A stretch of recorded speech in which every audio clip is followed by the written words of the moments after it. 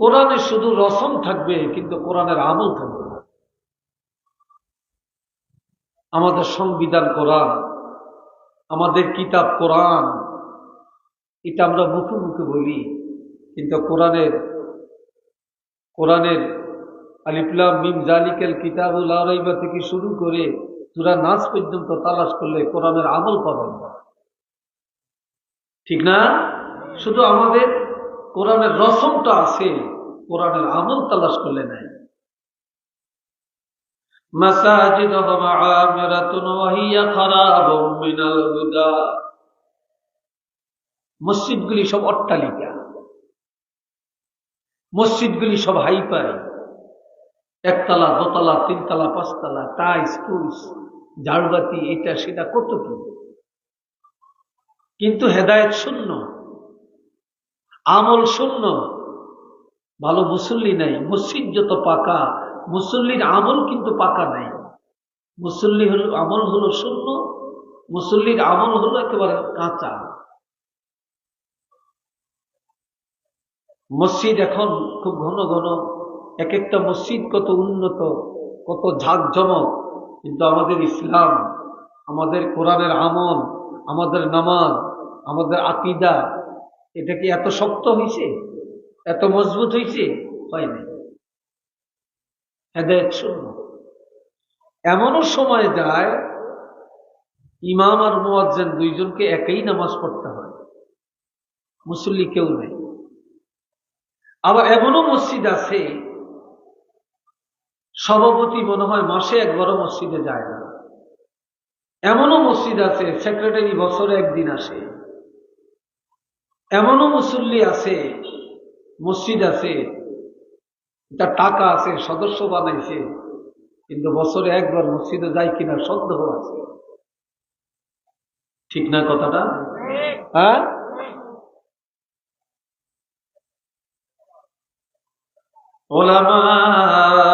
উলামাউহুম শাররু মান তাহতা আযীবিস সামা। দুনিয়ায় আলেম ওলামার অভাব থাকবে না। বর্তমানে কত আলেম, আলিয়া বলেন, কওমি বলেন, এই দল বলেন, এই দল বলেন, আলেমের অভাব নেই। আর মুফতি, শায়েখ, ডক্টর, কি কথা ঠিক না? নামের আগে দেখবেন ডক্টর, নামের আগে দেখবেন শায়েখ, নামের আগে দেখবেন মুফতি, কি কথা ঠিক কিনা? আবার দেখবেন আন্তর্জাতিক খ্যাতি সম্পন্ন মুফাসসিরে কোরআন। তাফসীর কাকে বলে? তাফসীর কোন সিগা? তাফসীরের মাদ্দা কি? এটা দিনসে সহি না গায়রে সহি, এটাই বলতে পারবে না। দেশটা কি, এটাই বলতে পারবে না। আন্তর্জাতিক মুফাসসিরে কোরআন। আর ফিতনাও বেশি, নামের হেডামও বেশি, ফিতনাও বেশি, ঠিক না? নবীজি বলছেন এই আসমানের নিচে জমিনের উপরে সবচেয়ে বেশি ফিতনাবাজ হবে ওলামায়ে কেরাম। আলেমরা সবচেয়ে নিকৃষ্ট হবে। এই সময়টা খুব কাছে আসতেছে, আলেমরা হবে সবচেয়ে নিকৃষ্ট। কেন? মিন ইনদিহিমুল ফিতনা, তাদের থেকে ফিতনা আসবে। সুম্মা তাউদু, আর এই ফিতনার মধ্যে আলেমরই বেকারাবে ফিরে যাবে। তো নাউযুবিল্লাহ বলতেন না? আর একটু আওয়াজ দিয়ে বলবেন না?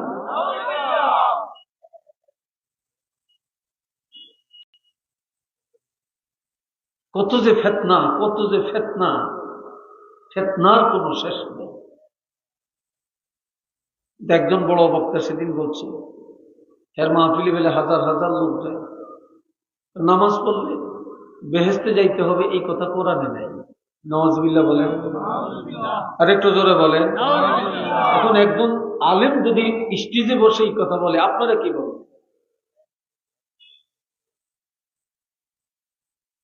রাসূল যে আরশে আযিমে গেছে এটার কোনো প্রমাণ নাই।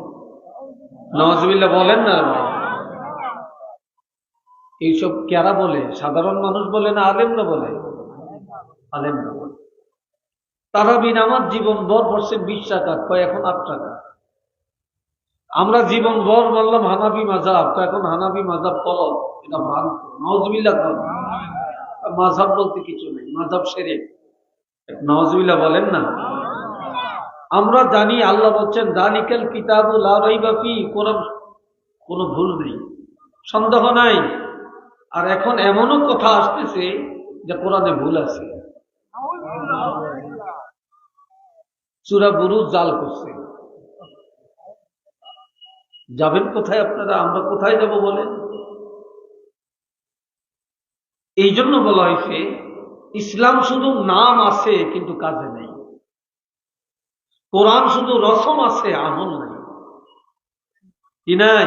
আমল নাই। মসজিদ অট্টালিকা আছে কিন্তু হেদায়েত নাই, আমল নাই, হেদায়েত শূন্য। মসজিদের যে আদব, এটা আমাদের কাছে নেই। আমরা আস্তে আস্তে শূন্য হয়ে গেল। এ ভাইরা রে আমার, কিতা হয়েছে? মাশাআল্লাহ, শুনেন। এ ভাইরা রে আমার, এই জন্য ইখলাসের সাথে কথা শুনতে হয়। নবীজি বলছেন আন্নাসু কুল্লুহুম হালকা ইল্লাল আলিমুন। এই দুনিয়ায় যত মানুষ সব ধ্বংস হয়ে যাবে, বিপদে পড়ে যাবে, লাঞ্ছিত হবে, জাহান্নামে যাবে। তারা জাহান্নামে যাবে না রে, ধ্বংস হবে না যারা একমাত্র হক্কানি আলেম, আলেম বা আমল। এই আলেমরা শুধু নাজাত পাওয়া যাবে যে আলেমদের থেকে ফিতনা নাই, যে আলেমরা আমল করে, যে আলেমরা ইখলাসের সাথে দায়িত্ব পালন করে। একটু চিল্লিয়া বলেন না সুবহানাল্লাহ।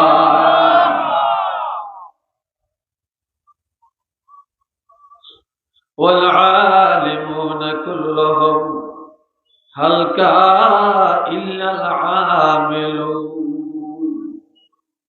এই দুনিয়ায় যত আলিম, এই ফিতনাবাজ আলিমরা সব ধ্বংস হয়ে যাবে, বিপদে পড়ে যাবে, জাহান্নামে যাবে। কিন্তু তারা ধ্বংস হবে না যেসব আলেমরা ইলম অনুযায়ী আমল করে। শুধু ইলম অর্জন করে না, তারা আমলও করে। ইলম অনুযায়ী আমল যার মধ্যে পাওয়া যাবে, তারাই নাজাত পাওয়া যাবে।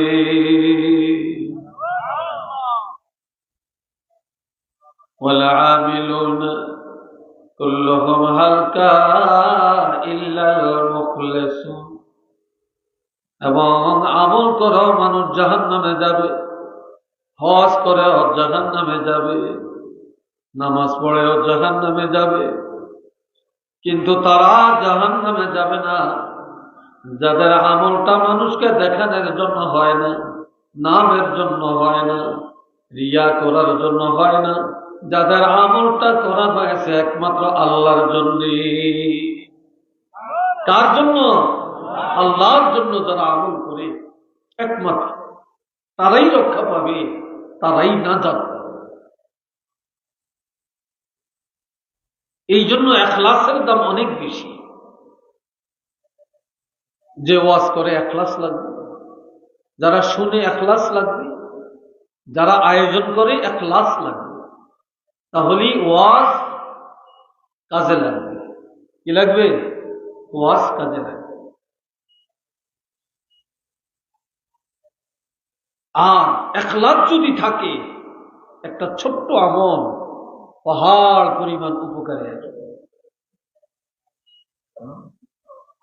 আমার আল্লাহ বলছেন ইয়া আইয়ুহাল্লাযীনা আমানু যকুরুল্লাহ। ও ঈমানদাররা, আমি আল্লাহর জিকির করো, যিকরান কাসীরা, বেশি বেশি করে আমি আল্লাহর জিকির করো। এই জিকির দুই প্রকার, একটা হলো জিকির বিল লিসান, আর একটা হলো জিকির বিল আমাল। একটা হলো লা ইলাহা ইল্লাল্লাহ, এটা জবানি জিকির, এরপরে আপনার দেহের শক্তি দিয়ে আপনি নামাজ পড়লেন, রোজা রাখলেন, হজ করলেন, এগুলো সব জিকির। কথা বলছেন যে এই আল্লাহর ইবাদত বেশি বেশি করো, জবানি জিকির বেশি বেশি করো, আর আমলি জিকির অর্থাৎ দেহের ইবাদত বেশি বেশি করো। ওয়াসাব্বিহুহু বুকরাতাও ওয়া আসীলা,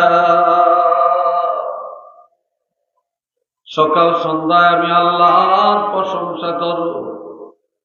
সকালে সন্ধ্যায় আমার প্রশংসা করো। এখন আল্লাহর প্রশংসাটা কয়েক ভাগে আমরা কিভাবে করব? আমরা জানি যে সুবহানাল্লাহ, আলহামদুলিল্লাহ বললেই প্রশংসা হয়ে যায় না, এটা 1000 ভাগের 1 ভাগ। কথা বুঝে আসছে? আল্লাহ বলছেন ফাসুবহানাল্লাহি হিনা তুমসুনা ওয়া হিনা তুসবিহুন, তোমরা আল্লাহর প্রশংসা করো সকালে সন্ধ্যায়, সকালে ফজরে নামাজের মধ্যে দাঁড়ায় আল্লাহর প্রশংসা করো, বিকাল বেলায় তোমরা মাগরিব আর এশার নামাজে দাঁড়িয়ে আল্লাহর প্রশংসা করো। ওয়ালাহুল হামদু ফিস সামাওয়াতি ওয়াল আরদ, আসমান জমিনের মধ্যে যত কিছু সব আল্লাহর প্রশংসা করে। করে কিনা? কথা বলেন। আরেক দিকে চান কেন? আমি প্রশ্ন করলে উত্তরটা ঠিক মতো দিবেন তো। আসমান জমিনে যত কিছু আছে সব প্রশংসা করে কার? আওয়াজ দিয়ে বলেন কার? আল্লাহ। ওয়াশিয়া ওয়া হিনা তুযহিরুন, আসরের সময় আসরের নামাজে দাঁড়িয়ে আল্লাহর প্রশংসা করো, আর দ্বিপ্রহরের কালে যোহরের নামাজের মাঝে দাঁড়ায় আমি আল্লাহর প্রশংসা করো। তাহলে 5 ওয়াক্ত নামাজ আল্লাহর প্রশংসার জন্য, আল্লাহর ইবাদতের জন্য সর্বোত্তম মাধ্যম। বলেন না আলহামদুলিল্লাহ। আর এই ছাড়া জবানি প্রশংসা,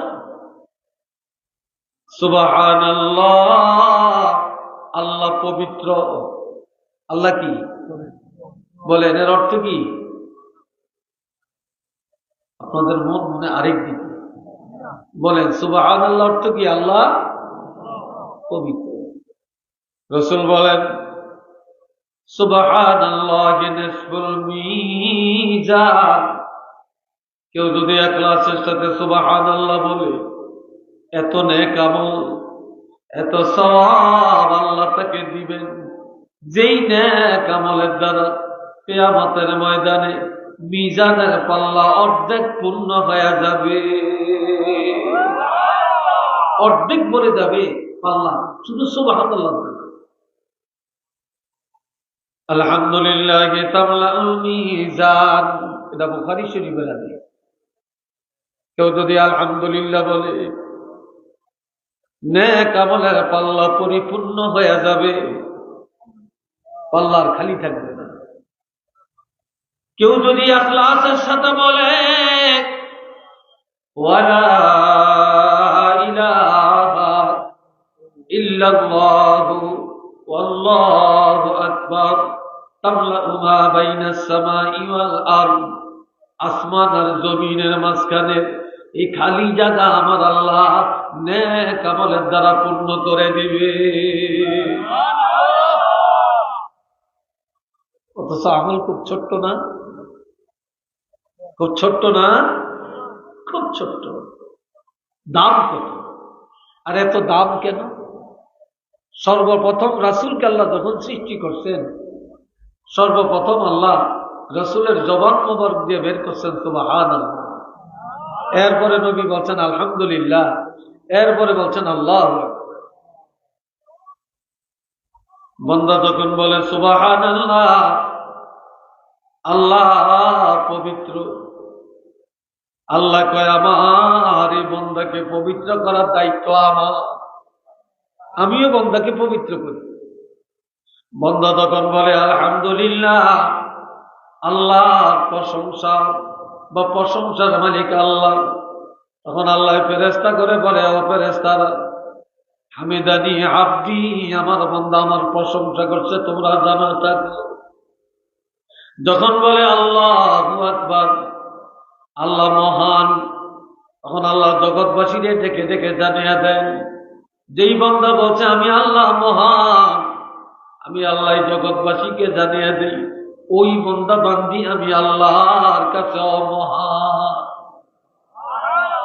যারা বলছে আমি মহান, আমি আল্লাহর কাছে তারাও বড়, তারাও মহান। একটু বলেন না সুবহানাল্লাহ। আরেক হাদিস আছে, কেউ যদি ইখলাসের সাথে একবার, কেউ দেখলো না, জানলো না, শুনলো না, আপনি চুপে চুপে বললেন সুবহানাল্লাহ, সাথে সাথে আল্লাহ পাক আপনার জন্য জান্নাতের মধ্যে একটা বাগান সাজিয়ে দিবেন, বাগান সাজিয়ে দিবেন। এ বন্ধুরা রে আমার, কেউ যদি সুবহানাল্লাহর আমল করে, আল্লাহু আকবার, আয় হায়, কি মূল্য, কি দাম শুনে।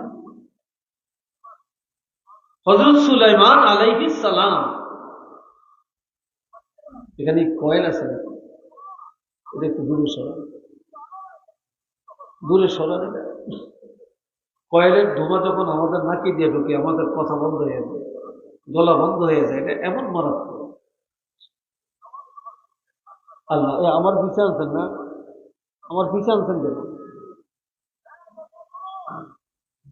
আল্লাহ, এই ভাইরা আমার শুনেন, এই সুলাইমান নবী একটা তক্তে সুলাইমানি, যেটা সুলাইমান নবীর জাহাজ, এই জাহাজটার মধ্যে 60,000 মানুষ ধরত। সুবহানাল্লাহ বলতেন না? আর একটু আসতে কর। আল্লাহ, ভিতরে আওয়াজ একটু আর একটু ইয়ে করে, আর টুন টুন করে আওয়াজ ঠিক করে। এ ভাইরা রে আমার, সুলাইমান নবীজি তিনি তক্তে সুলাইমানির মধ্যে চড়ে 60,000 মানুষ নিয়ে, 60,000 মানুষ নিয়ে বাতাসের উপরে দিয়া যায়। একটা যুবক ছেলে রাস্তায় বসে রয়েছে, এই যুবকটার মাথার উপরে দিয়ে যাইতে আছে। যুবক এটা দেখে বলে, সুবহানাল্লাহ, কি আশ্চর্য, এত বড় জাহাজ যাইতে আছে। সুলাইমান নবীর কানে আওয়াজ দেয়, আওয়াজ দিচ্ছে। তক্তে সুলাইমানি থামাইছে, থামিয়া যুবকের কাছে আসছে, এসে বলে, এই যুবক, তুমি সুবহানাল্লাহ কেন বলছো? আমি আশ্চর্য কাণ্ড দেখে সুবহানাল্লাহ বলছি, আশ্চর্য কাণ্ড দেখে।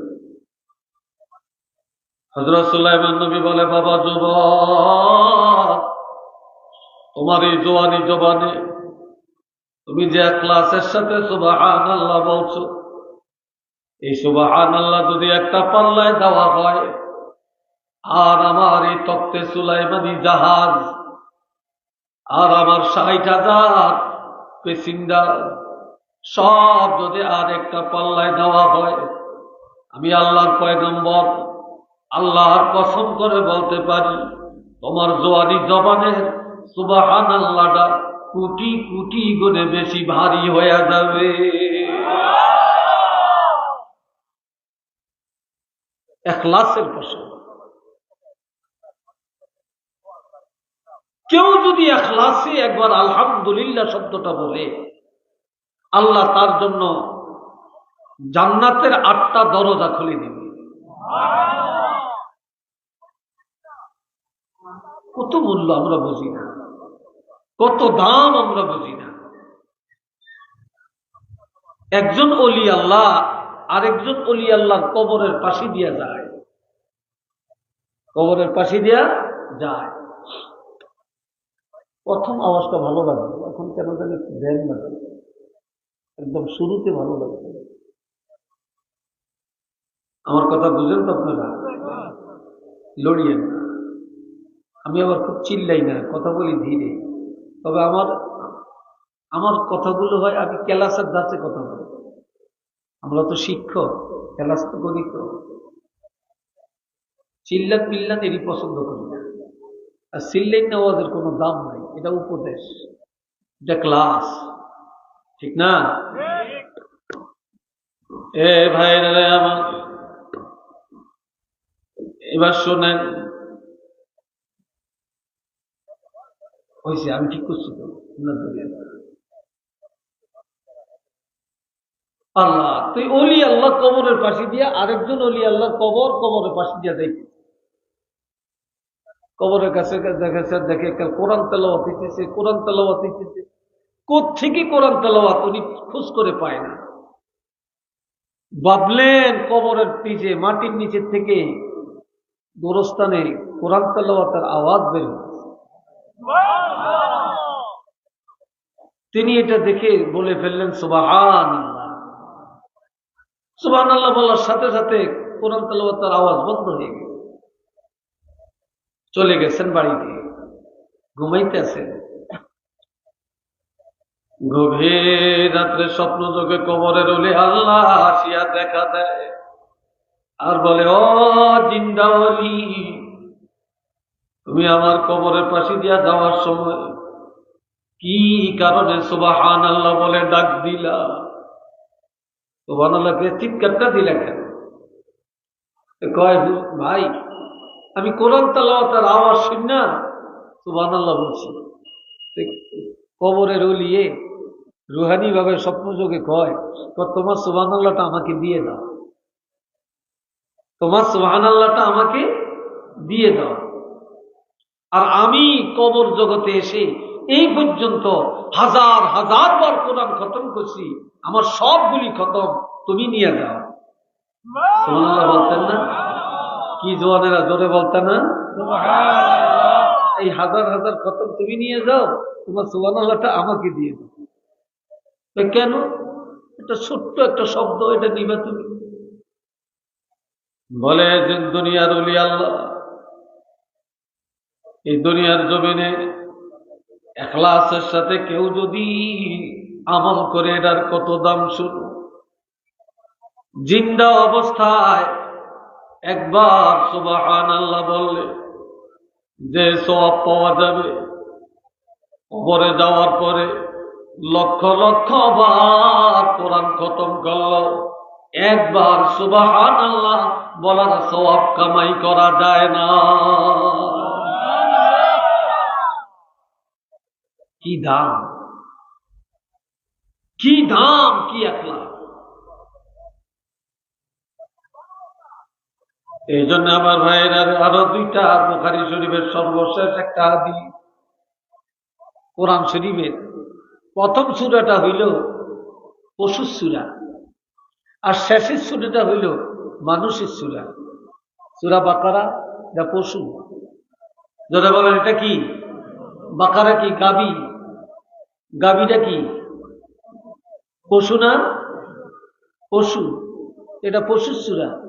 আর শেষ সূরা হইল সূরা নাস। নাস অর্থ কি? মানুষ। কেন? আল্লাহর কৌশলটা কি? মানুষ যখন কোরআনের বাইরে থাকে তখন মানুষ হলো জানোয়ার, মানুষ হলো পশু, মানুষ হলো গাদ্দার। আর যখন মানুষ আল্লাহর কোরআনের ভিতরে ঢুকে, পশু হয়ে ঢুকলো, পশু হিসাবে ঢুকলো, পুরা কোরআনের আমল নিয়ে যখন বের হলো, তখন যে একজন খাঁটি মানুষ হইয়া বের হইয়া গেল।